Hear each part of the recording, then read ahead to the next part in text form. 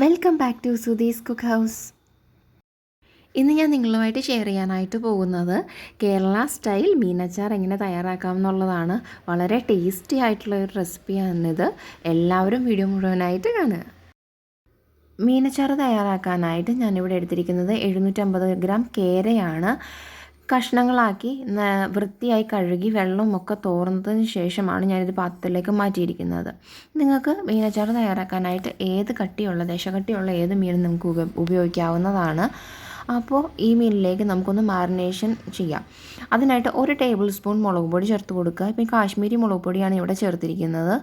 ഇനി അതിലേക്ക് 1/2 ടീസ്പൂൺ മഞ്ഞൾപ്പൊടി ചേർത്ത് കൊടുക്കുക. ഇനി ആവശ്യത്തിന് ഉപ്പും കൂടെ ചേർത്ത് നല്ലതായിട്ടൊന്ന് യോജിപ്പിച്ചെടുക്കണം. യോജിപ്പിച്ചതിന് ശേഷം ഒരു അരമണിക്കൂർ നേരം റെസ്റ്റ് ചെയ്യാനായിട്ട് വെക്കണം. ഈ മുളകും ഒക്കെ നമ്മുടെ ഇതിലേക്ക് കഷ്ണത്തിലേക്ക് പിടിച്ച് കിട്ടുമ്പോഴാണ് അതിന് കറക്റ്റ് ഒരു ടേസ്റ്റ് കിട്ടുക. കൈ ഉപയോഗിച്ച് തന്നെ നമ്മൾ മിക്സ് ചെയ്ത് കൊടുക്കുക. എന്നാലേ അതിൻ്റെ കഷ്ണത്തിൻ്റെ എല്ലാ ഭാഗത്തും ഈ മസാല എത്തത്തുള്ളൂ. അപ്പോൾ ഇത് ഏകദേശം ഒരു 30 മിനിറ്റായി. നമുക്കിതൊന്ന് ഫ്രൈ ചെയ്തെടുക്കണം. അപ്പം അച്ചാറൊക്കെ തയ്യാറാക്കാനായിട്ട് നല്ലെണ്ണയാണ് വളരെ നല്ലത്. അപ്പോൾ ഒരു പാൻ ചൂടാക്കി അതിലേക്ക് നല്ലെണ്ണ ഒഴിച്ച് കൊടുത്തു. എണ്ണയൊന്ന് ചൂടായി വരുമ്പോഴത്തേക്ക് നമ്മൾ മീൻ കഷ്ണങ്ങളിട്ട് നല്ലതായിട്ട് ഫ്രൈ ചെയ്തെടുക്കണം. അല്ലെങ്കിൽ അച്ചാർ ചിലപ്പോൾ ഇരിക്കുമ്പോൾ കേടായി പോകാനുള്ള ചാൻസ് ഉണ്ട്. അതുകൊണ്ട് തന്നെ നല്ലതായിട്ടൊന്ന് ഫ്രൈ ചെയ്തെടുക്കാൻ വേണ്ടിയിട്ട് ഇത് പാനിലേക്ക് ഇട്ട് കൊടുത്തു. ഇനി ഇതിലേക്ക് കുറച്ച് വെളുത്തുള്ളി ഇഞ്ചി ചതച്ചതിട്ട് കൊടുക്കുന്നുണ്ട്. ഇനി ഒരു പിടി കറിവേപ്പിലയും കൂടി ഇട്ടിട്ട് വേണം നമ്മൾ വറുത്തെടുക്കാനായിട്ട്. ഓരോ തവണ മീൻ വറക്കുമ്പോഴും നമ്മൾ ഇങ്ങനെ തന്നെ ചെയ്തെടുക്കണം. അപ്പോൾ അതിന് കറക്റ്റ് ഒരു ഫ്ലേവറൊക്കെ നമുക്ക് കിട്ടും മീനിൻ്റെ കഷ്ണത്തിന്. അപ്പോൾ നമ്മളിവിടെ നല്ലതായിട്ട് വറുത്തെടുത്ത് കഴിഞ്ഞ ശേഷം ഇതൊന്ന് കോരി എണ്ണയൊക്കെ തോരാനായിട്ട് വയ്ക്കാം. അപ്പോൾ ഇവിടെ ഇളക്കിക്കൊണ്ടിരിക്കുക. മറിച്ചും തിരിച്ചു വിട്ട് വേണം നമ്മൾ വറുത്തെടുക്കാനായിട്ട്. നമ്മുടെ കഷ്ണങ്ങളൊക്കെ നല്ലതായിട്ട് വറുത്ത് വന്നിട്ടുണ്ട്. നമുക്കൊരു പാത്രത്തിലേക്ക് കോരി മാറ്റി വയ്ക്കാം. അടുത്തതായിട്ട് അച്ചാർ പ്രിപ്പയർ ചെയ്യാനായിട്ട് നമ്മൾ മീൻ വറുത്ത എണ്ണയിൽ നിന്നൊരു 7 ടേബിൾ സ്പൂൺ എണ്ണ ആദ്യം ഒരു ചട്ടിയിലേക്ക് ഒഴിച്ചു കൊടുക്കുക. എണ്ണയൊന്ന് ചൂടായി വരുമ്പോഴത്തേക്ക് നമ്മൾ 1/2 ടീസ്പൂൺ കടുക് ഇതിലേക്ക് ചേർത്ത് കൊടുക്കുന്നുണ്ട്. കടുകൊന്ന് പൊട്ടി തുടങ്ങുമ്പോഴത്തേക്ക് നമ്മളൊരു 1/2 ടീസ്പൂൺ ഉലുവ കൂടി ചേർത്ത് കൊടുക്കുന്നുണ്ട്. ഉലുവയൊന്ന് പൊട്ടി വരുമ്പോഴത്തേക്ക് 1 ടേബിൾ സ്പൂൺ ഇഞ്ചിയും ഒരു 9 ടേബിൾ സ്പൂൺ വെളുത്തുള്ളി അരിഞ്ഞതും കൂടെ നമ്മൾ ഇതിലേക്ക് ചേർത്ത് കൊടുക്കുന്നുണ്ട്. വെളുത്തുള്ളി എപ്പോഴും കൂടി നിൽക്കുന്നത് വളരെ നല്ലതാണ്. അപ്പോൾ ഇതിൻ്റെയൊക്കെ പച്ചമണം മാറുന്നിടം വരെ നമ്മളൊന്ന് ഇളക്കി കൊടുക്കണം. ആ എണ്ണയിൽ കിടന്നിട്ട് അതൊക്കെ ഒന്ന് ഫ്രൈ ആയിട്ട് വരണം. ഇനി ഇതിലേക്ക് നമ്മൾ ചേർത്ത് കൊടുക്കേണ്ടത് പച്ചമുളകാണ്.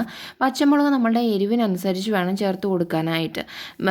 മീനച്ചാറൊക്കെ ആകുമ്പോൾ നമുക്ക് കുറച്ച് എരിവിൽ നിൽക്കുന്നതാണ് എപ്പോഴും നല്ലത്. അപ്പോൾ ഞാനിതിലേക്ക് ഒരു 2-3 പച്ചമുളക് ഇങ്ങനെ അരിഞ്ഞിട്ട് ഇതിലേക്ക് ചേർത്ത് കൊടുക്കുന്നുണ്ട്. ഇനി ഇതും കൂടെ കിടന്നിട്ടൊന്ന് ഫ്രൈ ആയി വരണം. ഇനി ഇതിലേക്ക് നമ്മൾ ഒരു പിടി കറിവേപ്പിലയും കൂടെ ചേർത്ത് കൊടുക്കണം. അച്ചാറിൽ കറിവേപ്പില ചേർക്കുന്നത് വളരെ നല്ലതാണ്. കറിവേപ്പിലയൊക്കെ മൂത്തതിൽ വരുമ്പോഴത്തേക്കും അതിന് നല്ല ഒരു ഫ്ലേവറും അതുപോലെ തന്നെ ടേസ്റ്റും ഒക്കെ നമുക്ക് കിട്ടും. അപ്പം നമുക്കിതെല്ലാം കൂടി ഒന്ന് ഫ്രൈ ആക്കിയെടുക്കാം. ഇതെല്ലാം ഒന്ന് മൂത്ത് വരുമ്പോഴത്തേക്കും ഞാനിവിടെ എടുത്തു വെച്ചിരിക്കുന്നത് ഒരു 7 ടേബിൾ സ്പൂൺ കാശ്മീരി മുളക് പൊടിയാണ്. അപ്പോൾ നിങ്ങൾക്ക് എരിവ് കൂടുതൽ വേണം എന്നുള്ളവരാണെന്നുണ്ടെങ്കിൽ പകുതി കാശ്മീരി മുളക് പൊടിയും പകുതി നല്ല മുളക് പൊടിയും ചേർത്ത് കൊടുക്കാം. അതായത് 3.5 ടേബിൾ സ്പൂൺ കാശ്മീരിയും 3.5 നല്ല മുളക് പൊടിയും കൂടെ ചേർത്ത് കൊടുക്കാം. അപ്പോൾ ഞാനിത് നല്ലതായിട്ട് ഒന്ന് മൂപ്പിച്ചെടുക്കണം. നല്ല പച്ചമണമൊക്കെ മാറി വരണം. ഇനി ഇതിലേക്ക് നമ്മളൊരു 1/2 ടീസ്പൂൺ മഞ്ഞൾപ്പൊടിയും കൂടെ ചേർത്ത് കൊടുക്കുന്നു. അച്ചാറൊക്കെ ആകുമ്പോഴത്തേക്കും നമ്മളൊരു മഞ്ഞൾപ്പൊടിയുടെയൊക്കെ ഒരു സാന്നിധ്യം വേണം, പ്രത്യേകിച്ച് നമ്മൾ ഈ മീറ്റിൻ്റെയൊക്കെ അച്ചാർ ഇടുമ്പോഴത്തേക്കും. ഇനി ഇതിലേക്ക് 1/2 ടീസ്പൂൺ നമ്മുടെ ഉലുവാപ്പൊടിയാണ് ചേർത്ത് കൊടുക്കുന്നത്. അതിനുശേഷം 1 ടീസ്പൂൺ കായപ്പൊടി. ഇപ്പം ഞാൻ അരയുടെ 2 സ്പൂണാണ് ഇട്ട് കൊടുക്കാനായിട്ട് പോകുന്നത്. മുഴുവനായിട്ട് 1 ടീസ്പൂൺ കായപ്പൊടിയും കൂടെ നമ്മളിതിലേക്ക് ചേർത്ത് കൊടുക്കുന്നുണ്ട്. ഇനി നമ്മളിത് നല്ലതായിട്ടൊന്ന് ഇളക്കി നല്ല പച്ചമണമൊക്കെ മാറുന്നിടം വരെ നമ്മളൊന്ന് ഇളക്കിയെടുക്കുക. ഇനി ഇതിലേക്ക് നമുക്ക് ആവശ്യത്തിന് ഉപ്പ് ചേർത്ത് കൊടുക്കാം. നമ്മൾ മീനിൻ്റെ കഷ്ണത്തിൽ ഉപ്പ് ചേർത്ത് കൊടുത്തിട്ടുണ്ട്. അതുപോലെ അച്ചാറൊക്കെ ആകുമ്പോൾ ഉപ്പ് കുറച്ച് കൂടി നിന്നാൽ മാത്രമേ അത് കേടാകാതെ നിൽക്കത്തുള്ളൂ. അപ്പം പച്ചമണമൊക്കെ മാറിയിട്ടുണ്ട് പൊടിയുടെ. ഇനി നമ്മൾ വറുത്ത് വെച്ചിരിക്കുന്ന മീൻ കഷ്ണങ്ങൾ ഇതിലേക്ക് ചേർത്ത് നല്ലതായിട്ടൊന്ന് ഇളക്കി കൊടുക്കണം. കുറേശ്ശെ ചേർത്ത് ഇളക്കി കൊടുക്കുവാണെങ്കിൽ നമുക്ക് എളുപ്പമായിരിക്കും ഒറ്റയടിക്ക് ഇളക്കുന്നതിനെക്കാട്ടിലും. അപ്പോൾ ഇത് നമുക്ക് നല്ലതായിട്ടൊന്ന് ഇളക്കി എല്ലാ കഷ്ണത്തിലും നമ്മുടെ ഈ മസാലയെല്ലാം വരുന്ന രീതിയിൽ വേണം നമുക്ക് ഇളക്കിയെടുക്കാനായിട്ട്. ഈ സമയത്ത് എണ്ണ കുറച്ച് കുറവാണെന്ന് തോന്നുവാണെങ്കിൽ വറുത്തതിൻ്റെ ബാക്കി എണ്ണയും കൂടെ നമുക്ക് ഇതിലേക്ക് ചേർത്ത് കൊടുക്കാവുന്നതാണ്. അപ്പം ഞാൻ ബാക്കി ഇരുന്ന എണ്ണ കൂടി ഇതിലേക്ക് ചേർത്ത് കൊടുത്തിട്ടുണ്ട്. എന്നിട്ട് നല്ലതായിട്ടൊന്ന് ഇളക്കിയെടുത്തപ്പോഴത്തേക്ക് കറക്റ്റായിട്ട് എനിക്ക് മിക്സ് ചെയ്ത് വന്നു. ഇനി ഇതിലേക്ക് ഞാൻ ചേർത്ത് കൊടുക്കാനായിട്ട് പോകുന്നത് 1 കപ്പ് വിനാഗിരിയാണ്. വിനാഗിരി നമ്മൾ കുറേശ്ശെ ചേർത്ത് ഇളക്കി കൊടുക്കുവാണെങ്കിൽ നല്ലതാണ്. അപ്പോൾ ഞാൻ കുറേശ്ശെയാണ് ചേർത്ത് ഇളക്കി കൊടുത്തിരിക്കുന്നത്.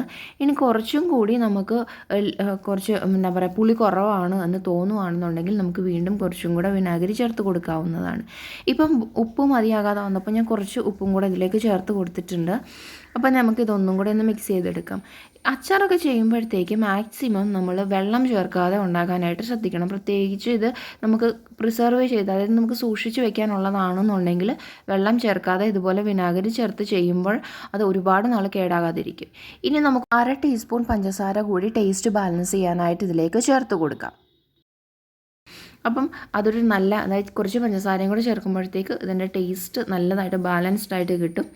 ഉപ്പും എരിവും പുളിയും എല്ലാം കൂടെ വരുമ്പോഴത്തേക്കും നല്ല ഒരു ബാലൻസിങ് ആയിരിക്കും ടേസ്റ്റ്. അപ്പോൾ ഏകദേശം നമ്മുടെ അച്ചാർ ഇവിടെ റെഡി ആയിട്ടുണ്ട്. ഇത് കുറച്ചും കൂടെ ചാറ് വേണം എന്നുള്ളവർ കുറച്ചും കൂടെ വിനാഗിരി ചേർത്ത് കൊടുക്കാവുന്നതാണ്. ഇപ്പം ഞാൻ ഇങ്ങനെ ഒരു കൺസിസ്റ്റൻസിയിൽ ചെയ്തെടുക്കാനായിട്ടാണ്. ഒട്ടും ലൂസും അല്ല, എന്നാൽ ഒരുപാട് അങ്ങ് ഫ്രൈയും അല്ലാത്ത രീതിയിലാണ് ഇപ്പോൾ എടുത്തിരിക്കുന്നത്. അങ്ങനെ നമ്മുടെ ടേസ്റ്റി ആയിട്ടുള്ള ഈസി ആയിട്ടുള്ള നമ്മുടെ മീനച്ചാർ റെഡി ആയിട്ടുണ്ട്. അപ്പോൾ എല്ലാവരും ഒന്ന് ട്രൈ ചെയ്ത് നോക്കണം. നമുക്ക് ഒരുപാട് നാൾ സൂക്ഷിച്ച് ഉപയോഗിക്കാൻ പറ്റുന്നതാണ്.